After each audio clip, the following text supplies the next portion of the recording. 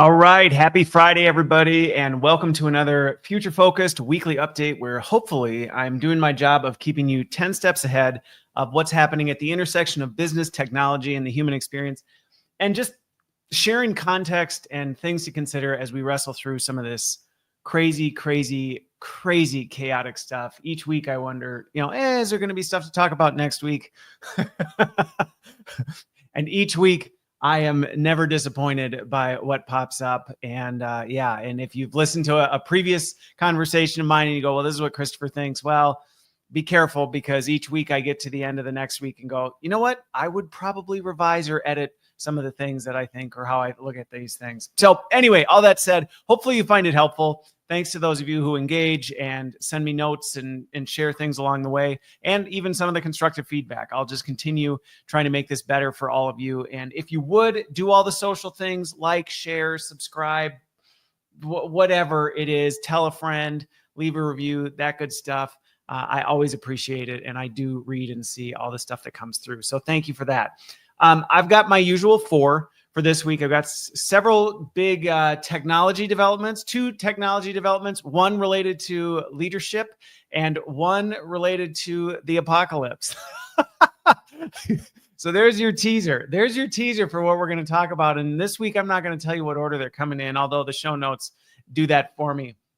So with that, let's get into the first one.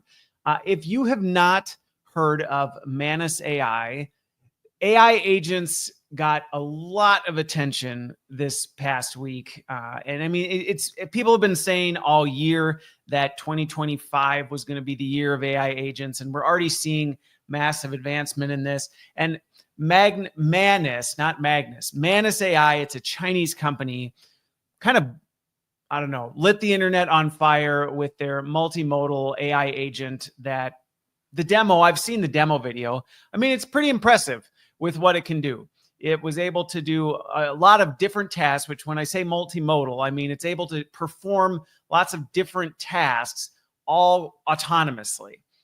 And the thing with Manus specifically was it's relatively inexpensive. Now, I also want to mention that one of the other big kind of newsworthy things happening is OpenAI announced its $20,000 a month AI agent. So OpenAI is also coming to market with one. And again, these agents are designed to be, depending on who you talk to, they'll say they're human replacements. You'll hear that from the tech companies who are selling these in, saying, guess what? You won't have to hire these people because now you'll have these agents. I think other people are more in the camp of, well, they're augmentations, they're ways to support, to enhance the workforce you have.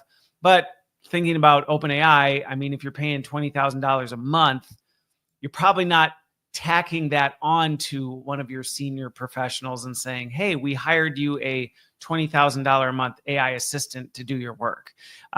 So take that for what you will. I'm in plenty of leadership conversations and have many concerns about where we're going with AI agents, but it's becoming a reality and a real threat to jobs and employment, and not necessarily because of, as you'll hear what I have to say on this, not necessarily because of what they're able to do, but what people believe they're able to do.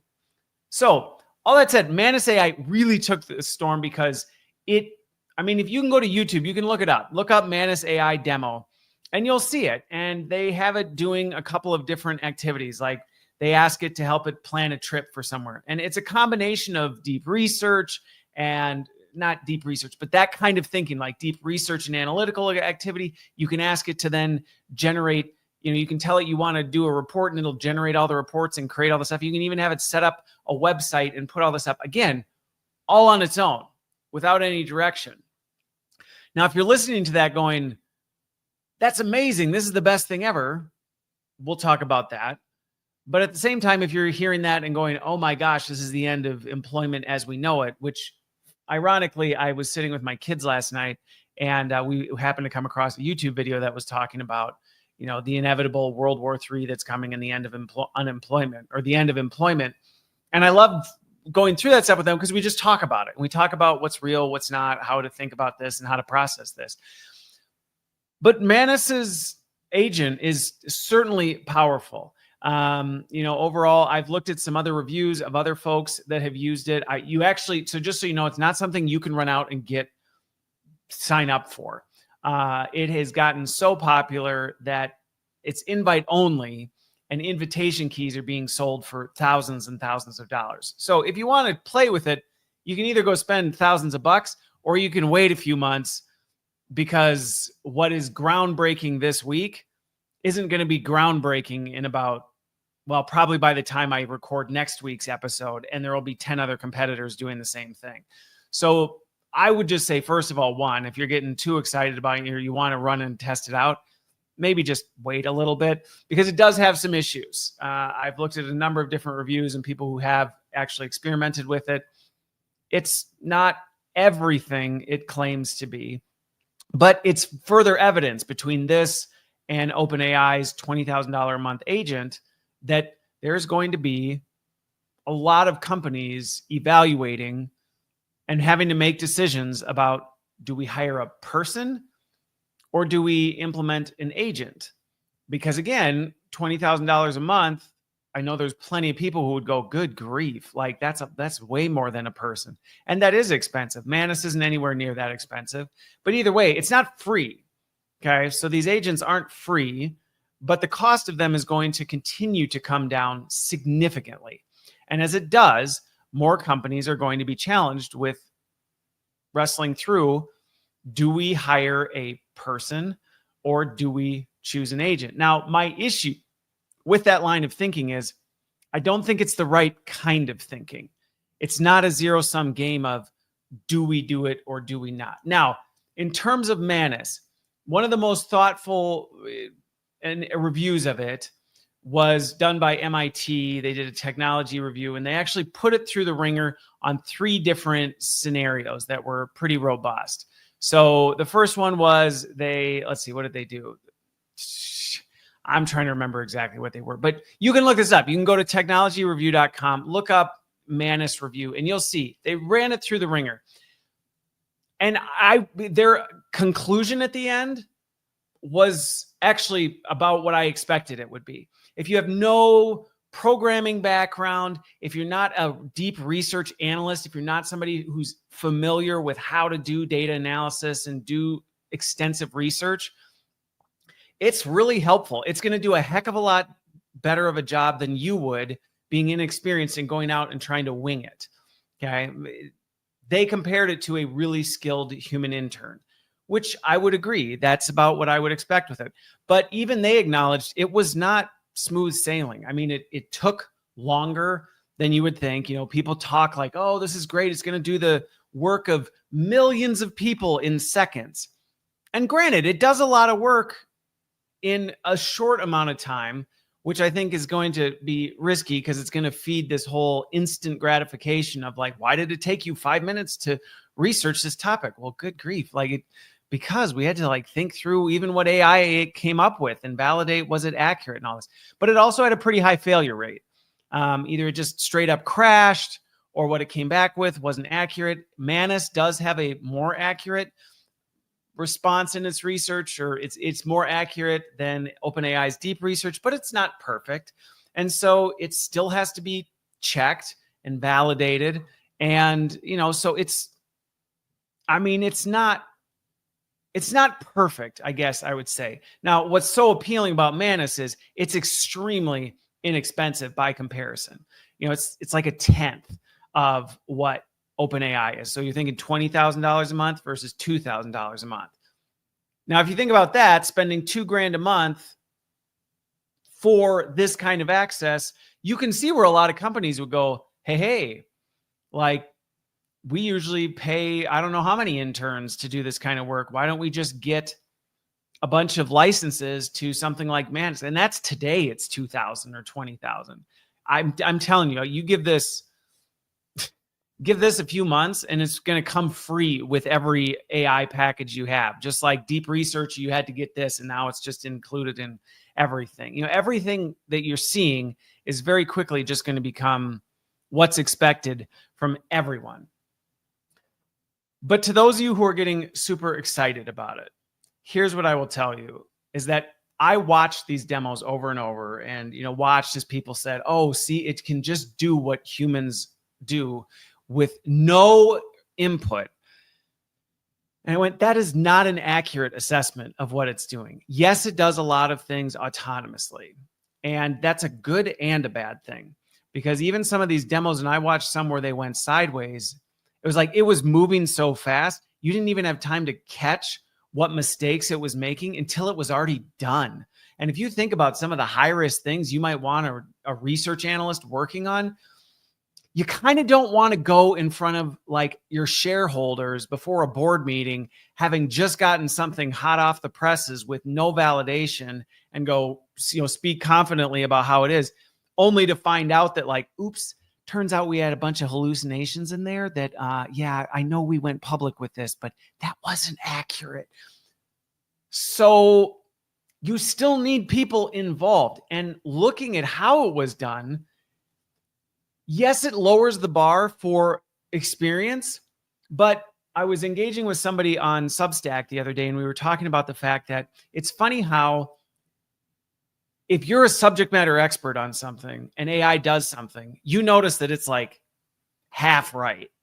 Like if you know what you're doing, you look at what it does and you're like, yeah, I mean, I guess, but this is not accurate. And I wouldn't do that. And that's not really the right way to go. No, gosh, absolutely not. This would do that.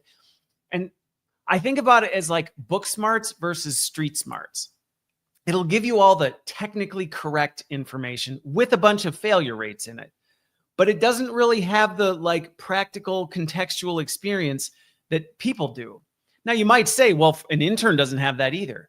Okay, that's fair, but maybe that's okay because maybe AI can replace a lot of the grunt work an intern is doing. And now you're focusing them on teaching them the context and helping them look for the failures in the AI so that you don't end up spreading a bunch of stuff. So to me, I know there are tons of companies who are going to look at this and go, this is great. We can plan on cutting back our workforces. We can do workforce planning, and we'll have, an AI budget, and we'll have a human budget, and we'll lower our human budget and up our AI budget. I think companies that make that mistake are going to pay heavily for it. And so if you're in that camp, I would very much caution you. Sure, these things are only going to get better, but the limitations they have are always going to be limitations. It's inherent to the design. And as much as you hear, no, we're going to perfect that, we're going to close that gap, we're going to do this, it's like, it's just not how the technology works. And so I would just really caution you. Now, if you're somebody who has seen these videos, or you go look at them and you go, oh my gosh, that's my job, and it just did it. Yeah, I've said time and time again, and I stand behind it, your job as you know it will be dead. As you know it being the key phrase there. You need to make sure you are deeply understanding your subject matter area, that you have strong perspectives and understand and can think critically about things, and that you're not just going through the motions.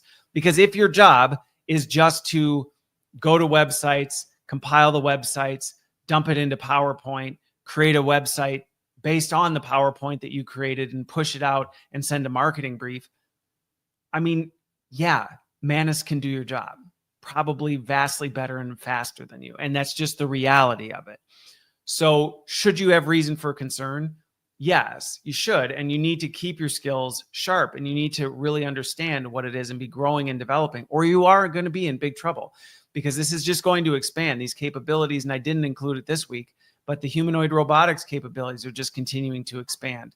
So nobody will be immune from this. And Manus AI's launch and OpenAI's agent are just the tip of the iceberg, and we're only seeing the half of it. So is there reason to be a little concerned? Yeah. Should you be completely changing your strategy and going all in on AI? No. But more to come on this, and I'm going to be following this along. But you just wait. These agents, it's going to become like second nature. I mean, everybody's going to have one, and I think that's where, again, we're just going to adjust to it. But we're going to go, I'm convinced we're going to go through some really, really, really rough seas as we work through this, as companies make stupid decisions about this stuff. All right. So let's move on to the next one, which is my other technology one. I saw this the other week and I was like, interesting. What is this? So Australia made the news because they came out, and they're not the only ones that are working on this, but they successfully had created a biological computer. I might be like, what is a biological computer?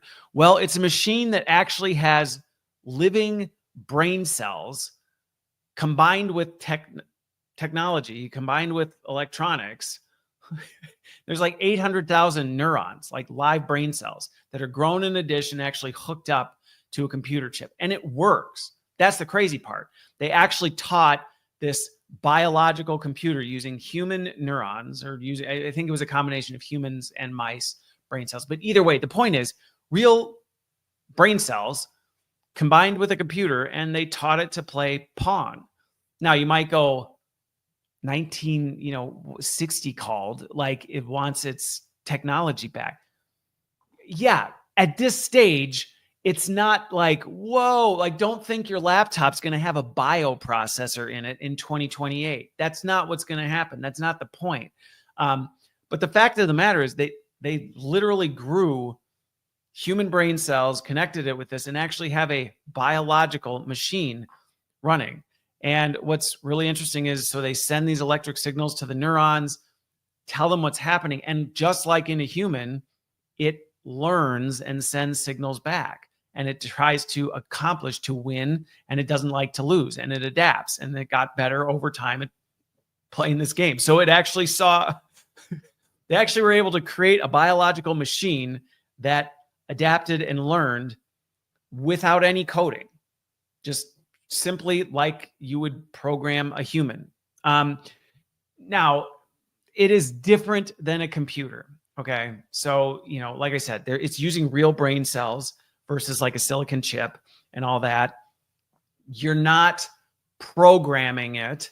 You're, teaching it.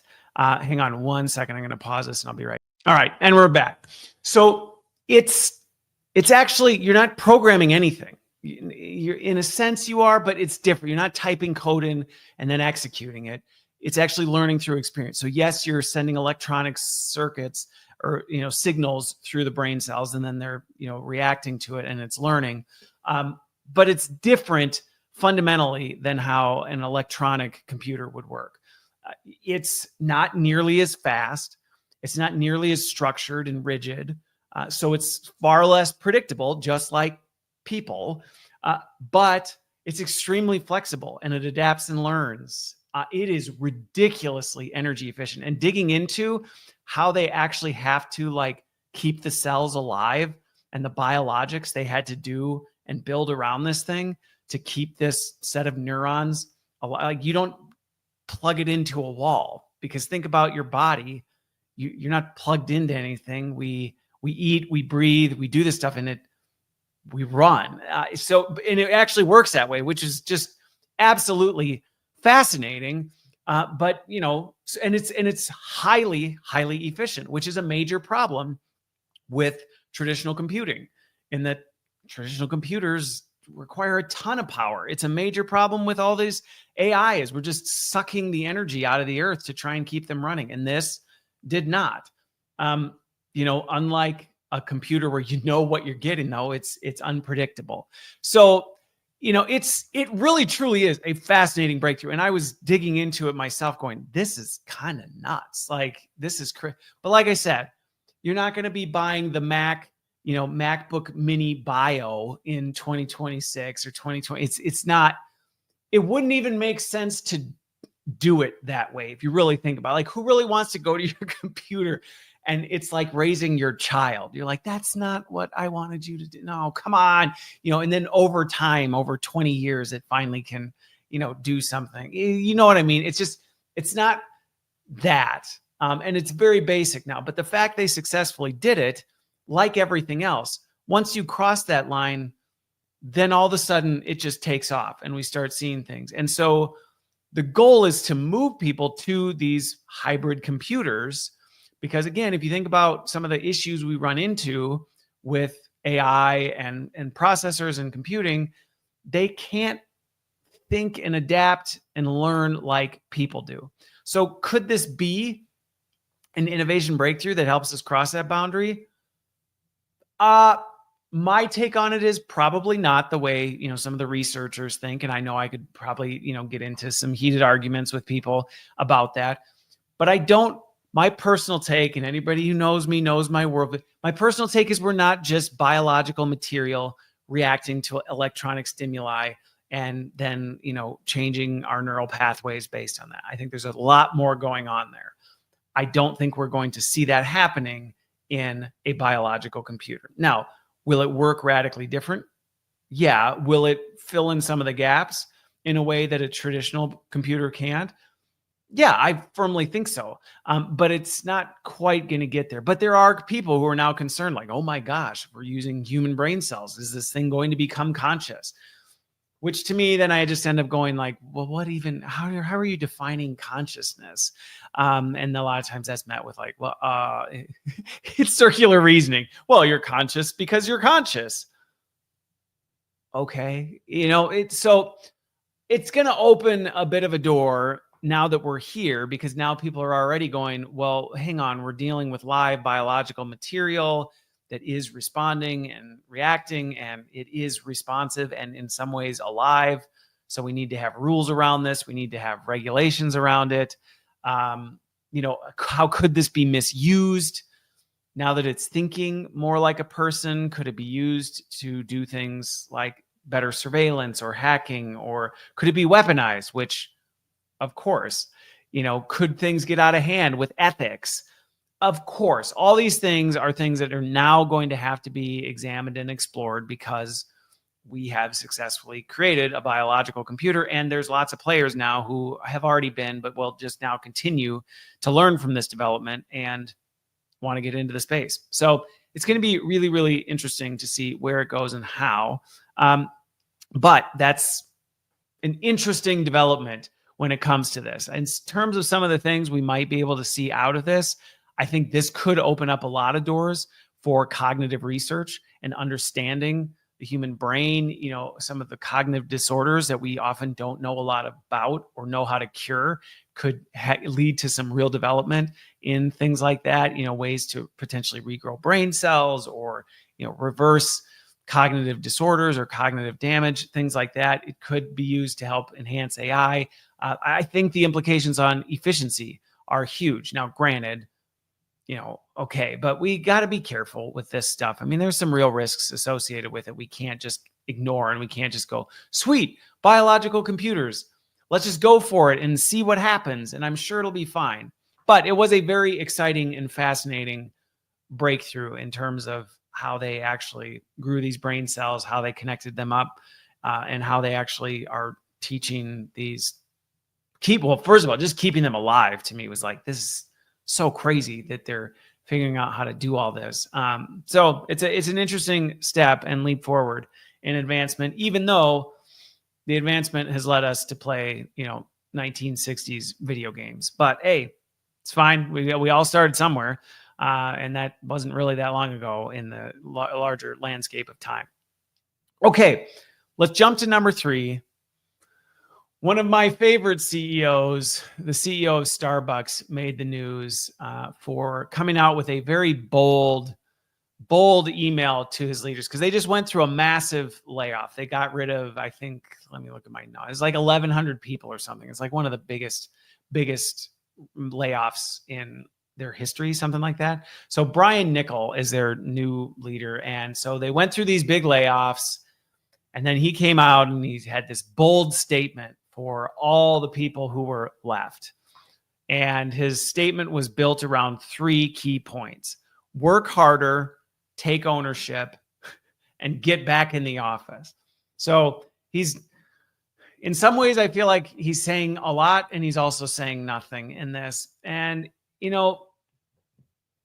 as I reflected on where they're at, what they're going through, because if you don't know, Starbucks they've been going through a lot of challenges, right? They're not doing as great as they were, as many companies. They're having to completely rethink what they're doing, and they're having to go through all this. And so as I looked at his message, there were definitely things in it that I went, okay, like I see where you're going with this. He wanted to encourage people and say, hey, those of you who are still here, you're safe. Like, we're not going to be doing this again. I really get nervous whenever senior leaders say that, because almost never do they mean it.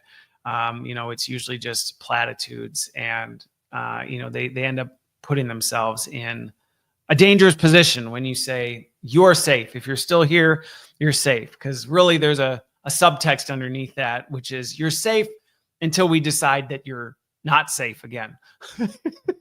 But he did acknowledge that things are not great and they're in turnaround mode, and there's a lot of work lately, and he did acknowledge the layoffs. So I think, that's a good start. You got to start there, and you got to acknowledge where it is.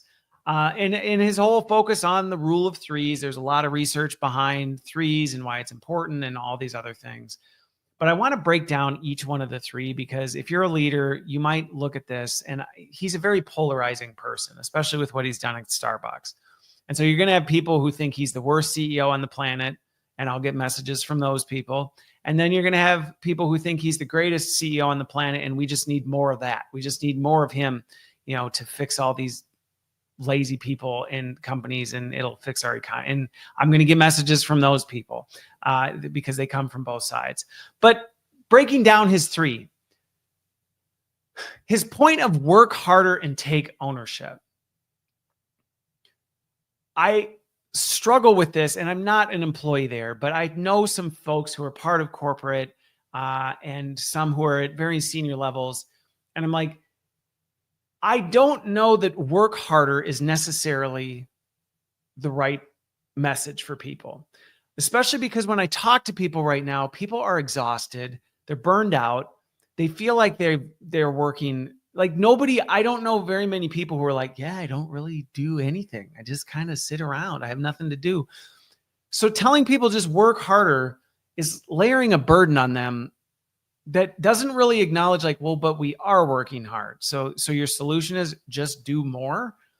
How does that help us? Like, it's not acknowledging the fact that, and again, if you're in turnaround, come on, you got to be able to say the things we're working hard at are not the right things. We need to work different, would be how I would frame it if I were in his position. I say, we need to work different. We need to re-examine the things that we're doing and determine whether or not they're the right things. And that's not necessarily, if you talk to people on the inside, the environment that it's in. It's not necessarily, hey, like we're because the other half take ownership.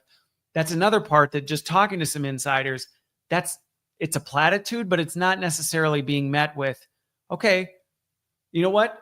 Think different and be accountable for what you do, but what needs to happen, and experiment and try things different. And ultimately what we care about is that you're improving the performance of whatever it is you're doing.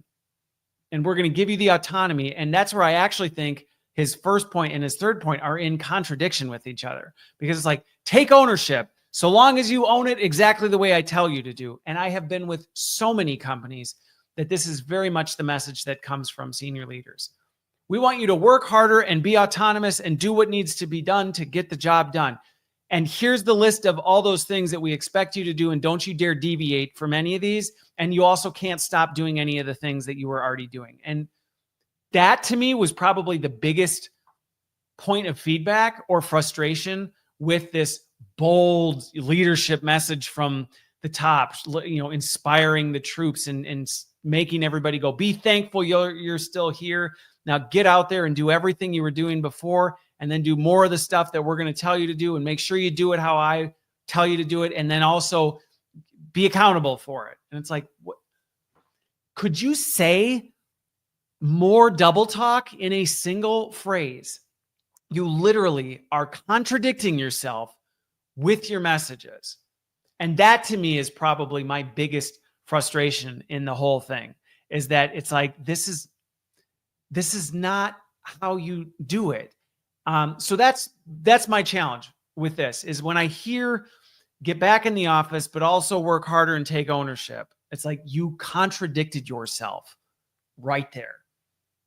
I don't even need to see the SOPs or the strategies or how they're doing their rollout plan to go, if the person at the helm is telling you to run autonomously and own your work while at the same time dictating the terms and conditions of how you accomplish that, they are contradicting themselves and they don't see it. And that is highly concerning.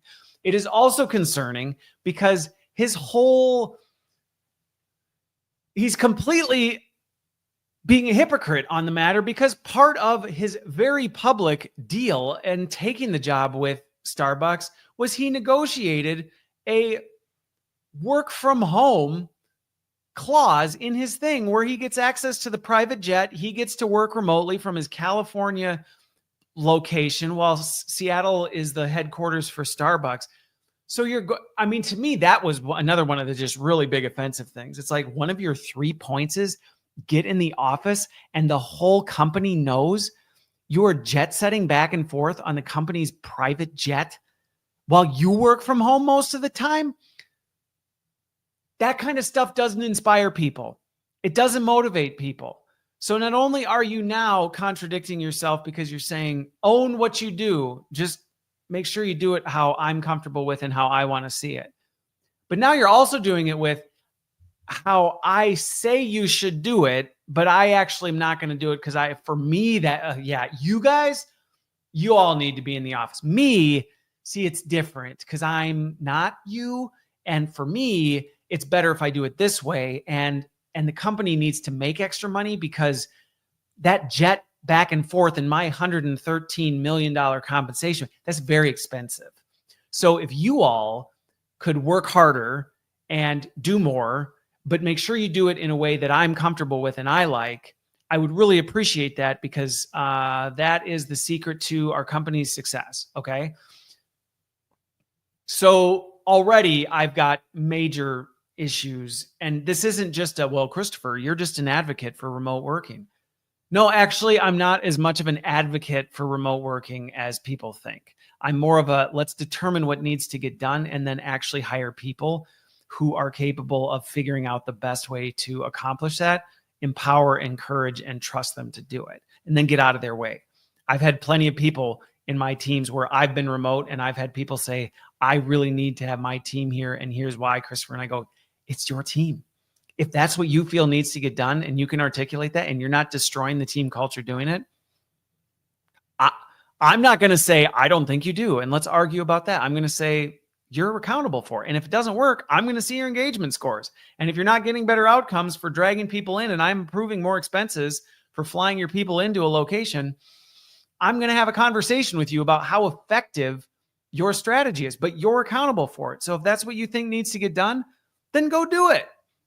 And I think that's to me, not only the contradiction in himself, but the contradiction that sends when you say, do this, but I'm also going to contradict it, and I'm also not going to do it myself. Now, the other one that really bugged me about it was just saying leaders need to lead. You can't define things with the word that is the word. Get in shape by getting in shape.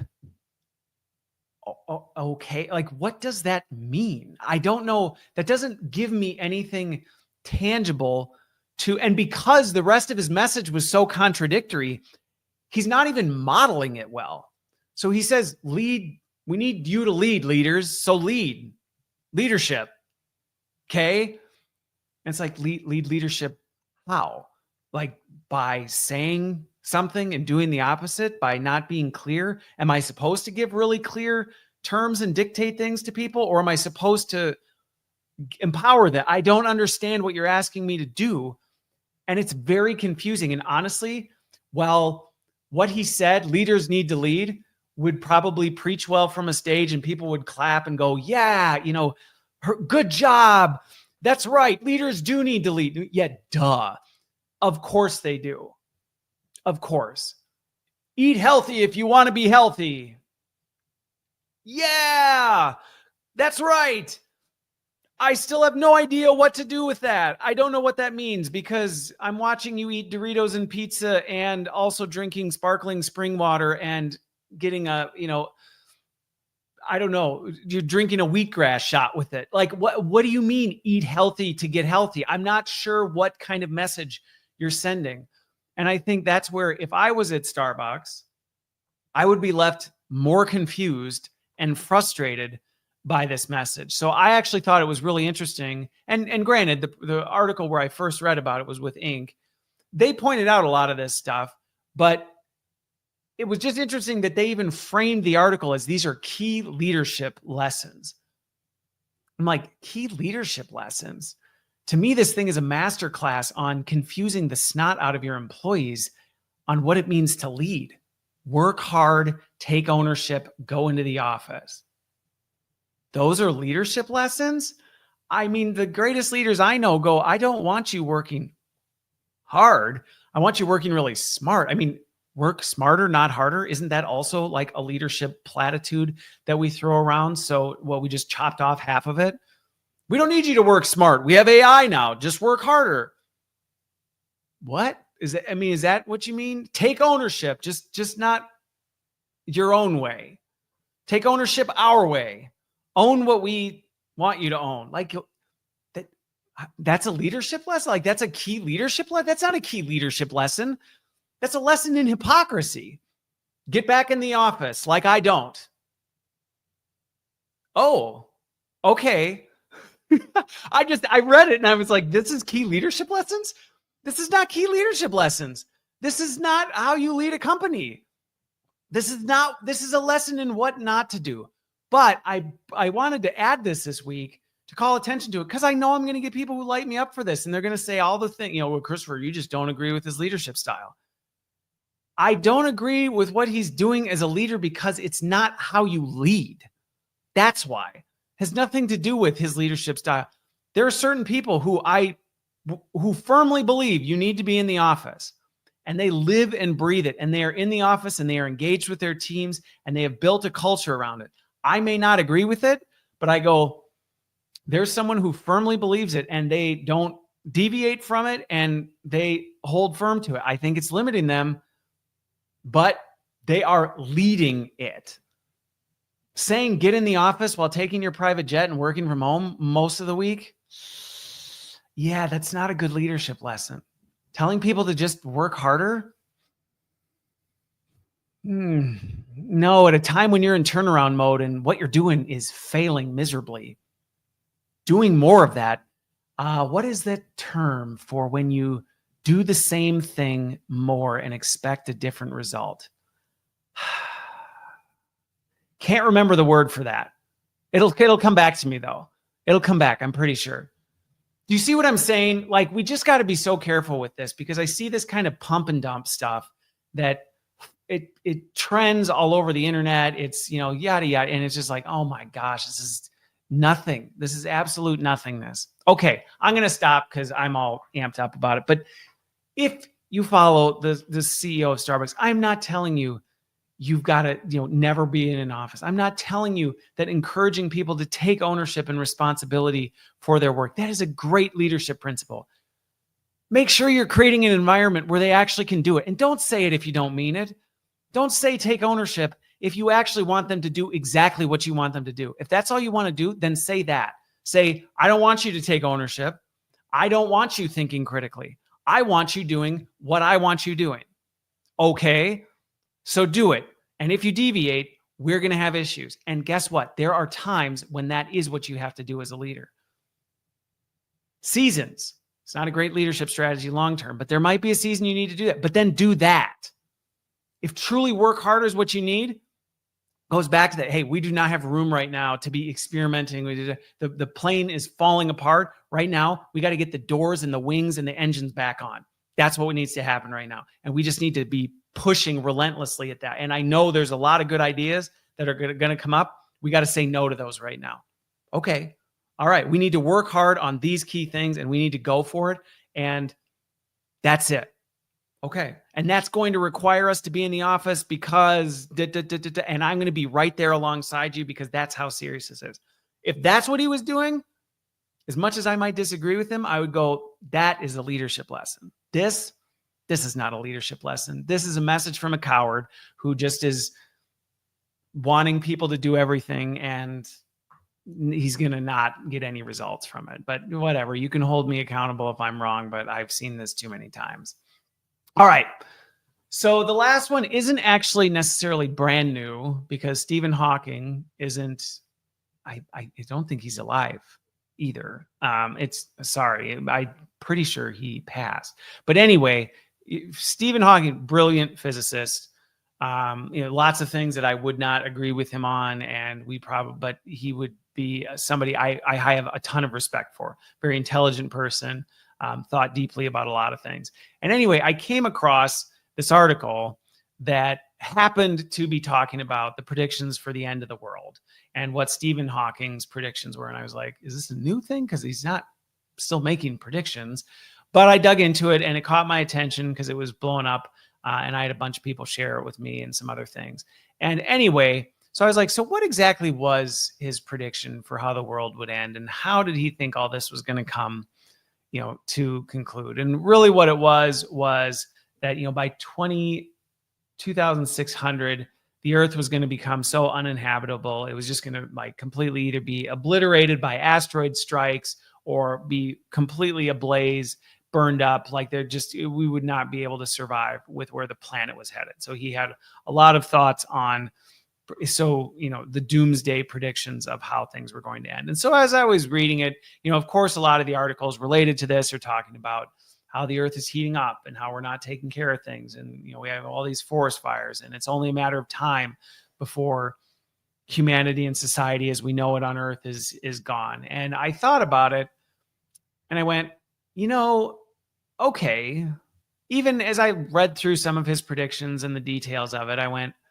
let's entertain some of this stuff. Let's imagine. And again, he was pretty firm on some of his predictions. And, depending on how you feel about him, you can go find data that will validate his predictions, and you'll feel really good about it and be convinced. And we'll write articles like the ones I read that said, this is for sure how it's going to happen. And this is how we know. And look what just happened last week. And this is why it's yet another indicator that happens here. And then you're going to find people who vehemently disagree with him. And they're going to find all the reasons to poke holes in what his prediction was. And they're going to, say, nah, because this. And yes, you're going to have your straw man exercises where it's completely laughable how people are going about. But then you're also going to have really thoughtful, well-intended, critically thinking people who look at this stuff and say, I think, we really do see things. And I do think we are headed on this trajectory. And you're going to have other people who have thought critically and analytically on things. And they're going to go, I've looked at the same data and have come to a different conclusion. And so it left me kind of thinking on all this, also because I happen to be reading through the book of Revelation right now. And, it's kind of like, okay,